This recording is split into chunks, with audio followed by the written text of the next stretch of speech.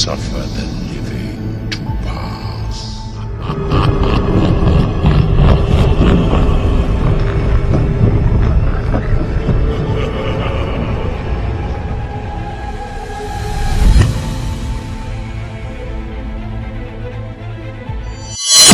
بسم اللہ الرحمن الرحیم۔ السلام علیکم پیارے دوستو، قرآن پاک میں اللہ تبارک و تعالیٰ یوں ارشاد فرماتا ہے کہ اے ایمان والو، اسلام میں پورے داخل ہو جاؤ، شیطان کے راستے پر نہ چلو، بے شک وہ تمہارا کھلا دشمن ہے۔ پیارے دوستو، اس دنیا میں حضرت آدم علیہ السلام کا جسم بنانے سے پہلے اللہ تبارک و تعالیٰ نے جنات اور فرشتوں کو پیدا کیا تھا۔ ان کو نوری اور ناری مخلوق کہا جاتا ہے۔ نوری مخلوق فرشتوں اور ناری مخلوق جنات کو کہا جاتا ہے۔ نوری مخلوق کی نسل نہیں بڑھتی کیونکہ اللہ تبارک و تعالیٰ نے ان کے جوڑے نہیں بنائے، جبکہ جنات کی نسل بڑی تیزی کے ساتھ بڑھتی ہے۔ اللہ تبارک و تعالیٰ نے ان کے جوڑے بنائے ہوئے تھے۔ دوستو، روایات میں آتا ہے کہ سب سے پہلے سمہون جن کو اللہ تبارک و تعالیٰ نے تخلیق کر کے زمین پر اتارا تھا، پھر اس کے جوڑے کے لیے ایک لڑکی کو بھی پیدا فرمایا۔ اس طرح سمہون اور اس لڑکی کی شادی ہو گئی تھی۔ پھر ان دونوں سے جنات کی نسل بہت تیزی سے بڑھی۔ یہ شیطان اور جن اللہ تبارک و تعالیٰ کی عبادت کیا کرتے تھے۔ ان میں سے کچھ جنات نے اللہ تبارک و تعالیٰ کے حکم کو ماننے سے انکار کر دیا۔ اس طرح سے آہستہ آہستہ جنات اللہ تبارک و تعالیٰ کی نافرمان قوم بن گئی تھی۔ جنوں میں سے ایک جلیبہ نامی جن تھا۔ جلیبہ کی شادی تبلیس سے ہو گئی تھی۔ یہ دونوں بہت طاقتور اور جسامت میں کافی بڑے تھے۔ جلیبہ کی شکل و صورت ببر شیر سے ملتی تھی اور اس کی بیوی کی شکل و صورت بھیڑیے سے ملتی تھی۔ ان میاں اور بیوی سے بڑے بڑے جن خوف کھاتے تھے۔ جلیبہ اور تبلیس کو ایک لڑکا ہوا جس کا نام انہوں نے عزازیل رکھا۔ یہ لڑکا بھی اپنے والدین کی طرح بڑا طاقتور اور بہادر تھا۔ حضرت آدم علیہ السلام کی تخلیق سے پہلے 50,000 سال پہلے زمین پر جنوں کا عروج تھا۔ انہوں نے ہر طرف تباہی مچانا شروع کر دی۔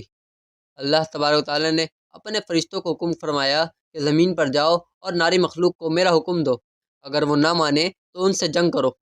فرشتوں نے جنوں کو اللہ تبارک و تعالیٰ کا حکم دیا کہ تم زمین پر فتنہ و فساد نہ پھیلاؤ، تو ناری مخلوق نے فرشتوں کی بات ماننے سے انکار کر دیا۔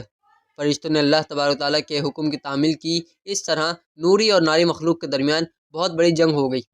اس جنگ میں فرشتوں کو فتح حاصل ہوئی اور اس جنگ میں جلیبہ اور تبلیس بھی قتل ہو گئے تھے۔ جو جن باقی بچ گئے تھے، ان کو فرشتوں نے اللہ تبارک و تعالیٰ کے حکم سے قید کر لیا تھا۔ انہی قیدیوں میں عزازیل بھی تھا۔ جب قیدیوں کو آسمان پر لے جایا گیا تو اللہ تبارک و تعالیٰ نے فرشتوں کو حکم دیا کہ عزازیل کی بہترین پرورش اور تربیت کی جائے۔ فرشتوں نے عزازیل کی تربیت بڑے اچھے طریقے سے کی، جس کی وجہ سے اللہ تبارک و تعالیٰ کا نیک بندہ بن گیا اور ہر وقت اللہ تبارک و تعالیٰ کی عبادت میں مصروف رہنے لگا۔ عزازیل اللہ تبارک و تعالیٰ کے خاص بندوں میں سے ایک بندہ بن گیا۔ عزازیل کے پاس اتنا علم ہو گیا کہ اللہ تبارک و تعالیٰ نے اس کو فرشتوں کا معلم بنا دیا۔ فرشتے اس کے پاس علم حاصل کرنے کے لیے آیا کرتے تھے۔ فرشتے عزازیل کو عبادت گزار اور نیک کے نام سے جانتے تھے۔ حضرت کعب بن احمر رضی اللہ تعالیٰ عنہ سے مروی ہے کہ 40,000 سال تک جنت کے خزانے کا وزیر عزازیل رہا۔ 80,000 سال تک وہ فرشتوں کے ساتھ اللہ تبارک و تعالیٰ کی عبادت میں مصروف رہا تھا۔ 20,000 سال تک فرشتوں کا معلم رہا تھا۔ اس کا مقام بہت ہی زیادہ بلند ہو گیا تھا۔ اللہ تبارک و تعالیٰ کے فرشتے حضرت جبرائیل علیہ السلام، حضرت میکائیل علیہ السلام اور حضرت اسرافیل علیہ السلام جیسے بڑے بڑے فرشتے بھی اس کی شاگردی میں رہے۔ اللہ تعالیٰ ہر چیز کو پیدا کرنے والا ہے اور اللہ تبارک و تعالیٰ کو اس بات کا پتہ تھا کہ ایک دن عزازیل میری نافرمانی کرے گا۔ ایک دن عزازیل کا گزر لوح محفوظ کے پاس سے ہوا تو اس نے وہاں لکھا ہوا دیکھا کہ میں پناہ مانگتا ہوں شیطان مردود سے۔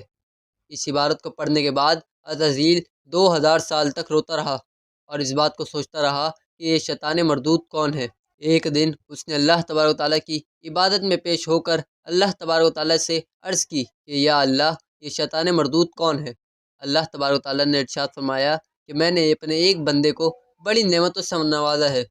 ایک دن وہ میری نافرمانی کرے گا، جس کی وجہ سے اس کی ساری عبادت ضائع ہو جائے گی اور وہ شیطان بن جائے گا۔ اللہ تبارک و تعالیٰ کی بات سن کر ہر وقت یہ بات سوچتا رہتا تھا کہ وہ شیطان مردود کون ہوگا۔ عزازیل نے اللہ تبارک و تعالیٰ سے عرض کی کہ یا اللہ، میں اس شیطان مردود سے ملنا چاہتا ہوں۔ اس کے بعد پھر کئی صدیوں تک عزازیل اللہ تبارک و تعالیٰ کی عبادت میں مصروف رہا۔ ایک دن اللہ تبارک و تعالیٰ نے सब فرشتوں کو اکٹھا کر کے فرمایا کہ میں زمین پر اپنا ایک نائب پیدا کرنے والا ہوں۔ جب اس بات کا علم عزازیل کو ہوا تو یہ بات سوچنے لگا کہ میرے سے بڑا اللہ تبارک و تعالیٰ کا نائب کون ہو سکتا ہے۔ اللہ تبارک و تعالیٰ نے حضرت آدم علیہ السلام کے جسم کو بنا کر 40,000 سال تک اسی طرح رہنے دیا۔ اس میں 40,000 سال تک جان نہ ڈالی۔ جب بھی فرشتوں کا حضرت آدم علیہ السلام کے پتلے کے پاس سے گزر ہوتا تو وہ بہت ہی حیران ہوتے۔ جب شیطان حضرت آدم علیہ السلام کے پتلے سے گزرتا تو حضرت آدم علیہ السلام کے پتلے کو نفرت اور تکبر سے دیکھا کرتا تھا۔ وہ حضرت آدم علیہ السلام کے پتلے سے گزرتے ہوئے ان کو طرح طرح کی اذیتیں دیتا تھا۔ عزازیل سمجھتا تھا کہ یہاں بس میں ہی اللہ تبارک و تعالیٰ کا خلیفہ ہوں۔